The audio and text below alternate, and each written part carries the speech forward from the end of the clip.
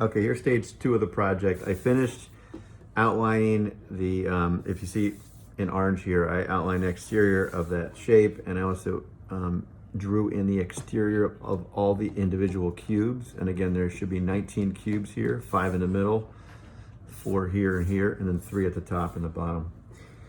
In the next part of the project, in each one of those cubes, you're going to draw a different geometric form, kind of carved from the original cube. So you can subtract parts of it to draw the form. I'll show you a couple of strategies to figure that out.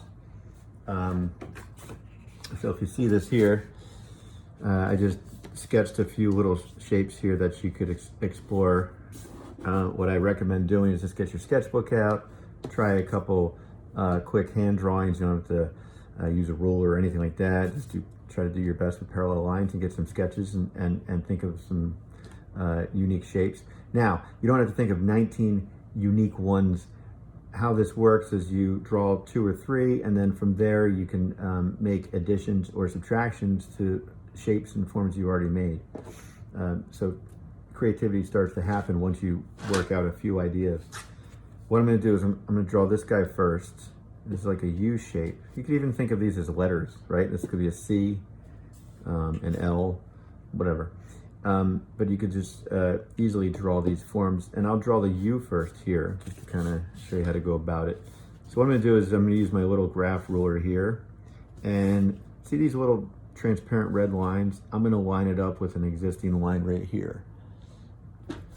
And what I'm going to do is I'll just line it up right there. And I think I counted about 2 spaces in, which is nice because I can just do the same thing on this side, count 2 spaces in, and I can put a line right there. I can even put 2 spaces in if I want to keep it even all the way around. You don't have to. It can be larger at the bottom, thinner at the top. So you can kind of see the shape I drew in here.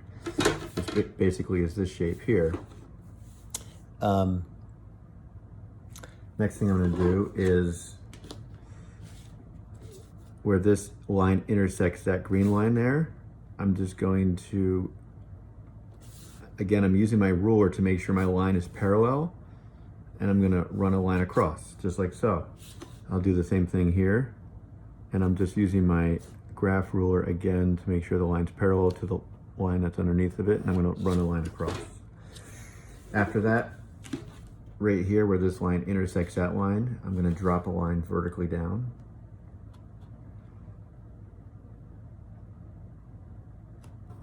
And again, I was lining it up there, so I know I had a vertical line drawn down. And if you want to draw everything in the exterior of that form in the same color, you can go for it. Now again, these colored pencils, you can almost use a variety of colors in any order, but that's why I have this is green and this is going to be red on top. I don't know what I'm going to do here, but just make sure it stands out each time you draw a new shape.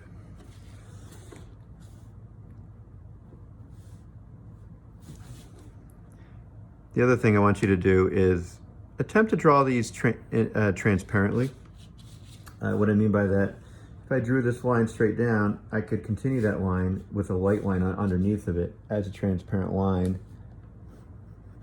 Transparent line.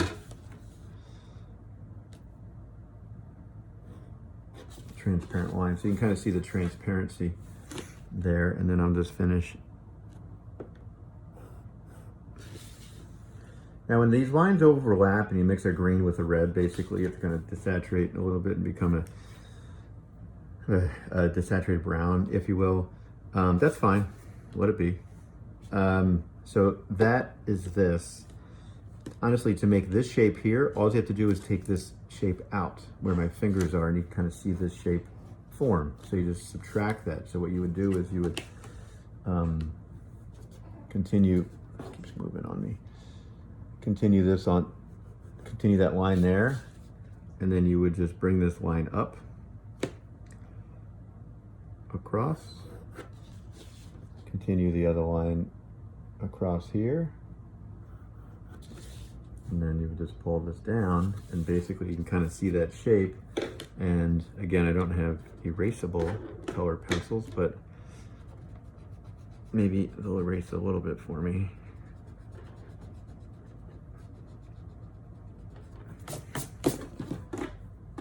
And you can kind of see that shape now. So I got 2 shapes out of 1, and that's what I'm talking about.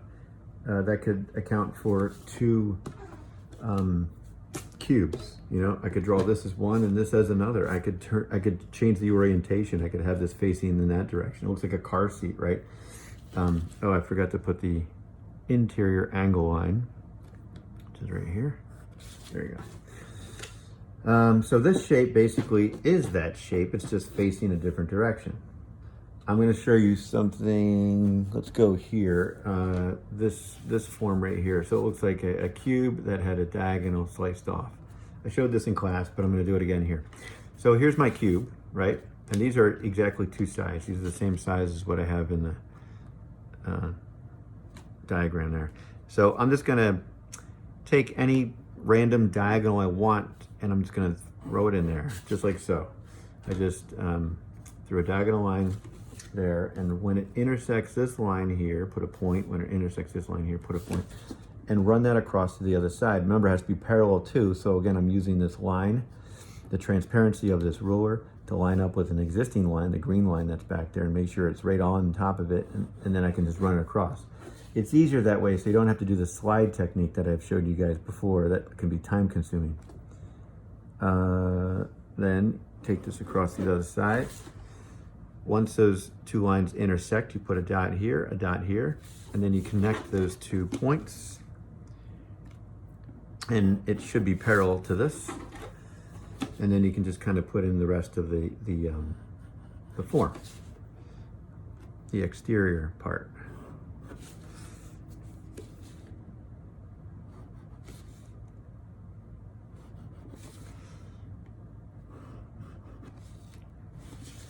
Now, when you draw all of your shapes in, I do not want you to do any curvilinear lines. I know if I lift this up, I was just playing around here a little bit. You can kind of see this right here in the green.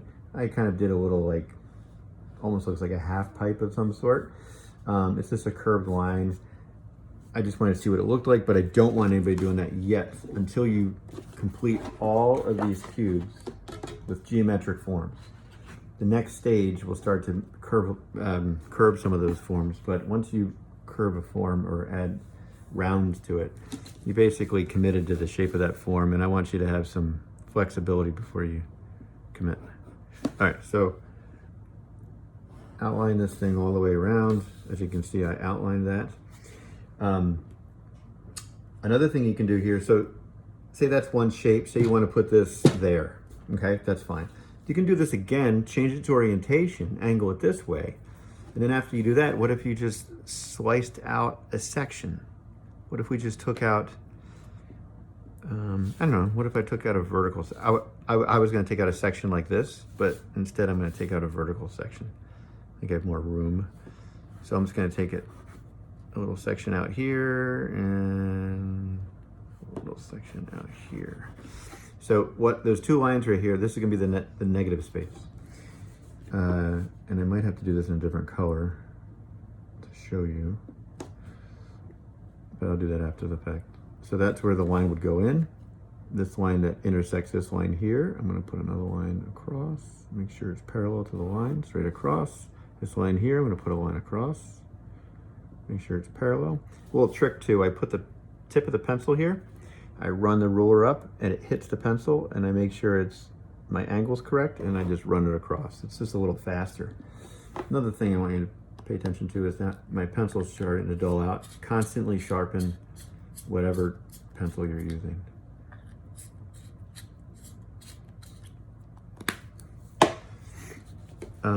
Where this drops down, I'm going to put a line straight across. So again, this isn't, I'm not dealing with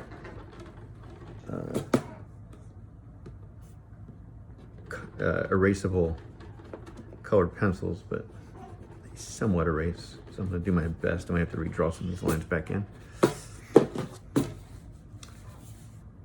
But you get the idea.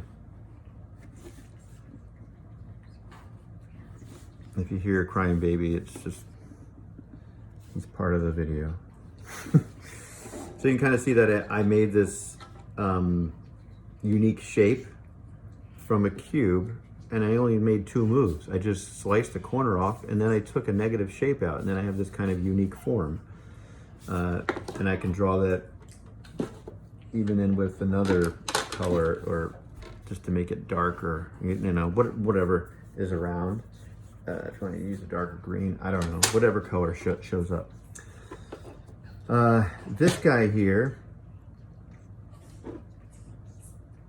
I don't really have an idea for this one, but oh, one thing I wanted to show you is if I can do it on this guy. I think I did this in class. Another way to manipulate this, I think we did this in class, is to, I'm gonna draw this here, or just put a line here, and I'll put a line here, and I'm basically notching out a corner. I'm just notching out a little corner here. And I'm gonna draw a line straight down. And then see where this line intersects that one. I'm gonna draw a line straight down. And then I'm gonna take this across.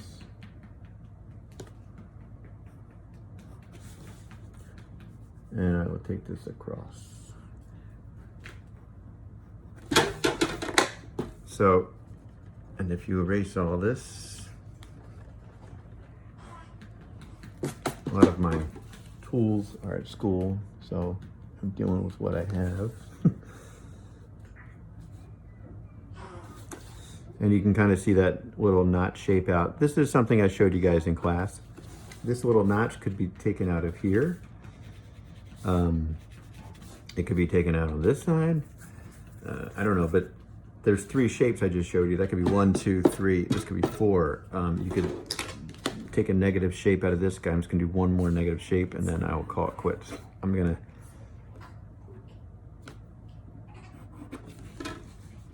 take this out, and then, and after this, I'll stop the video. Take this shape out. So basically what I'm showing you is that you can develop ideas from ideas you already have.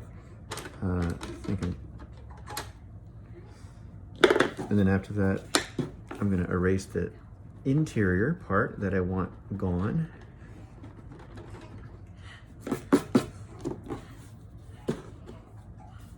And this corner here would go across.